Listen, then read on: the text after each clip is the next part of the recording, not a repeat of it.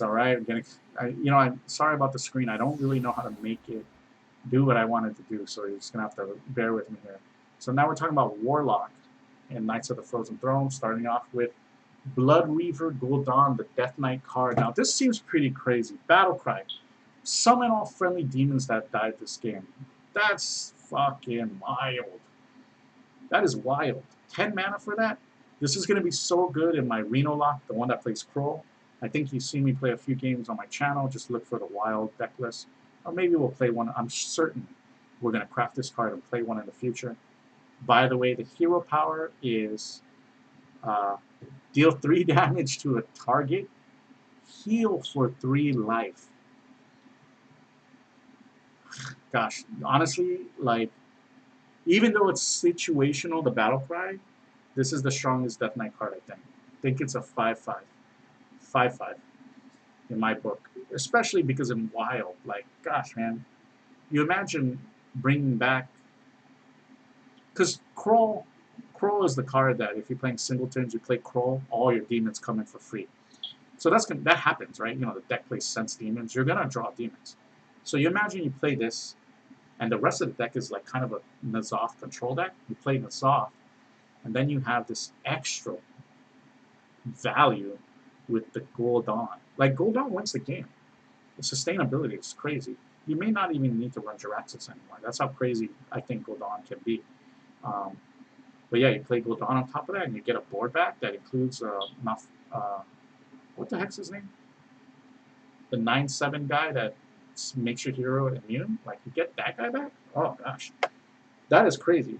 Now, the thing is, will this see play in Standard? And that's another question. And I don't really know. It's really hard to kind of gauge if there are the cards that could support this. Like, is there a demon package that really supports it? Because really, when you look at the cards that have been spoiled, there aren't a lot of demons. There's 1 demon, 2 demons. So, Blood Reaver Gul'dan in Standard? I don't know. Maybe not a thing. Maybe not a thing. I don't know. 5 out of 5 though. Blood Queen Lanathel. 5 for a 1/6 lifesteal. Has +1 attack for each card you discarded this game. There's a card.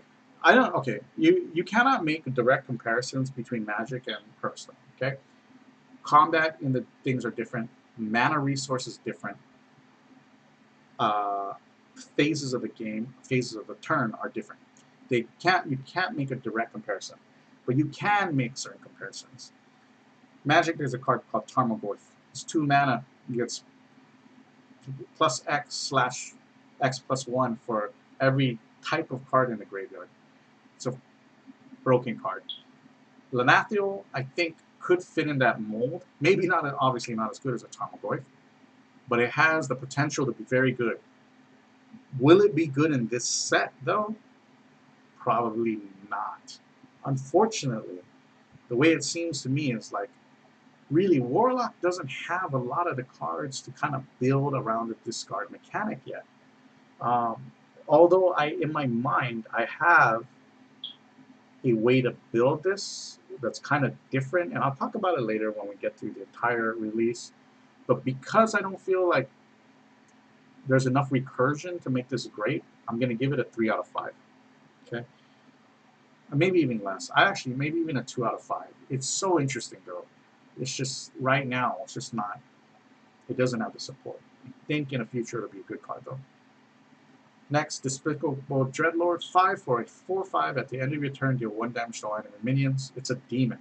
The body is lacking, right? Slightly. Very slightly. But the effect is amazing. Deal 1 damage to all enemy minions. That's good. Strong card. At least a 4 out of 5. Arguable that this could be a 5 out of 5, but the class is so shitty that who cares? Might not even see play. But 4 out of 5 for me, for Despicable Dreadlord. Very good card. Treachery, choose a friendly minion and give it to your opponent. 3 mana. A lot of people got cute combos with this, like you give them the Howl Fiend, which we'll talk about in just a couple cards. You give them the Tickling Abomination or whatever, right? Like, there are fun things with this. I don't think it'll be that good. I don't, I don't find that card very interesting yet, right?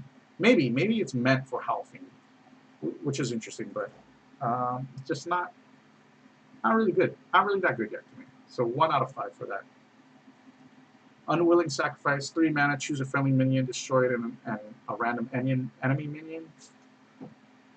Ah, gosh, it's so hard to be willing to get rid of some of your board and your opponents, but I guess it really it depends on like how your deck is built. If you got a bunch of tokens, you're okay getting rid of that to kill one of his value drops, right? So I think that is interesting, and I think it'll see fringe play, or there'll be some kind of token deck that incorporates this card. So 2 out of 5. I don't find it to be that strong. So Howlfiend, this is interesting. 3 for 3/6 stats. That's good already. No taunt, but whenever this minion takes damage, discard a random card. So you think about turn 3 and what your opponent can have on board by that turn. So let's say it's Pirate Warrior. They open up with a Pirate and Patches and Zoth's first mate, right? So they got 3 sources of damage turn 1. Let's say you don't get anything to do on turn 2, so they put on another creature and they play on curve. So they play a Bloodsail, right? A 4. So now they have 4 sources of damage. And now comes turn 3, and you play your turn 3. And then they play a creature, can't develop. So they can do 4 distinct pieces of damage to your guy. So that means discarding 4 cards.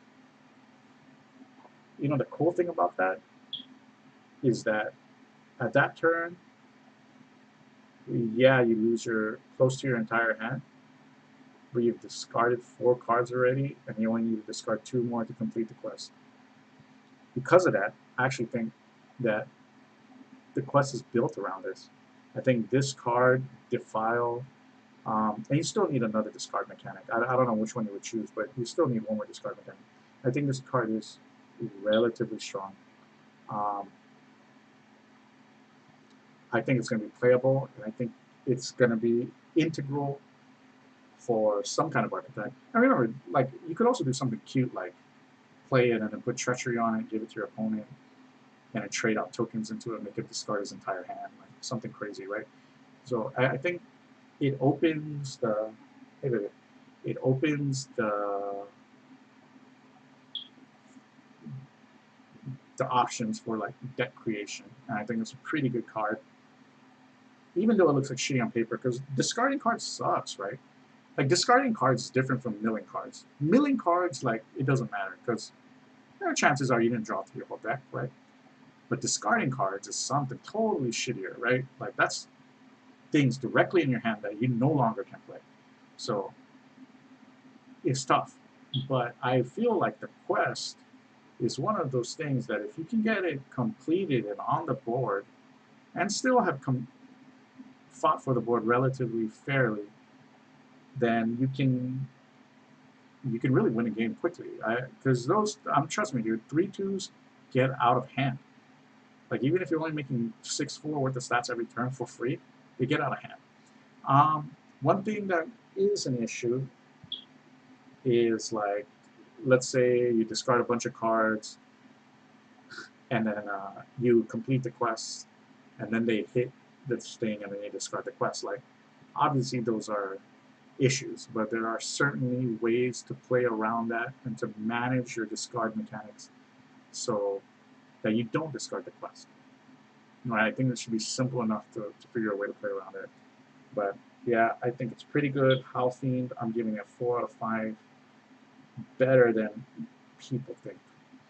Defile, 2 mana, deal 1 damage to all minions if any die casts again. So, dude, like, imagine how much damage we'd be doing. We'd be doing 2, 3, 4, like, good card, strong card, 5 out of 5. Defile is very strong, especially with, like, you think about cards like the 1/1 Death Rattle that comes back as a 1/1, like, I forgot what it's called, old from a few sets back. Like, man, there's value. Or even Bloodmage Thalnos, like, shit, like, Defile is going to be a strong piece of AoE removal for the class, and it's much needed, right? An early game option to deal with those quicker decks, which really kind of set Warlock back a bit. Drain Soul, Lifesteal, do 2 damage to a minion. I'm not really sold on this. I mean, it's cool, but not that strong. Defile 5 out of 5. Drain Soul, maybe 1 out of 5.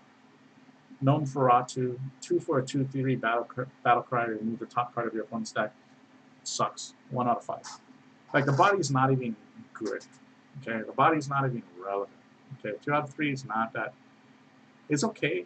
It's good, but you could play any other kind of 2-drop, and the effect is just negligible. And right now, a vanilla 2 for a 2 out of 3 is pretty much what this is, and it's just not good enough. Like, removing the top card of the opponent's library can be good because, like, maybe you force them to discard a combo piece, right?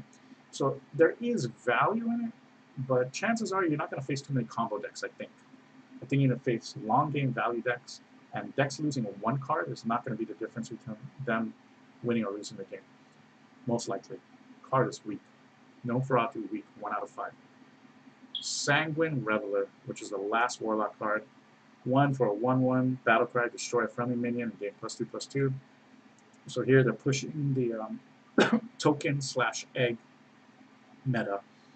You know, I don't know if you know, you use this with the Feeding Frenzy, the Pterodactyl card that puts the 1/1s, or eggs, or, you know, this is similar to Ravenous Pterodax, where you commit some piece of the board to get, you know, a stronger value minion, and it is interesting.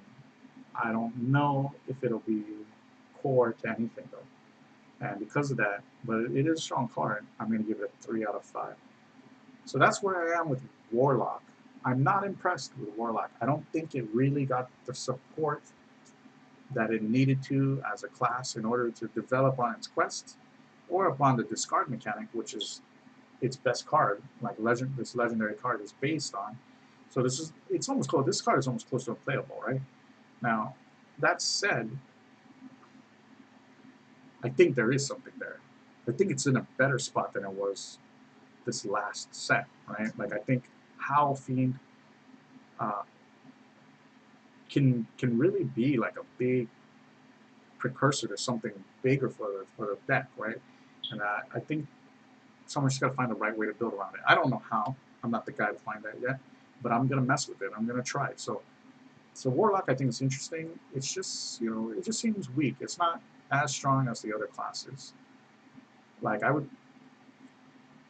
say it's as weak as Rogue, and just, you know, the fact that it is the weakest card or weakest class already, you would want it to get new cards to be strong, and I just don't feel like it's really gotten that support. So Warlock, not that strong. But what do you think? Am I misreading some of these cards? What do you think? Is there something better, or have I underestimated something in the deck or in the list? Let me know.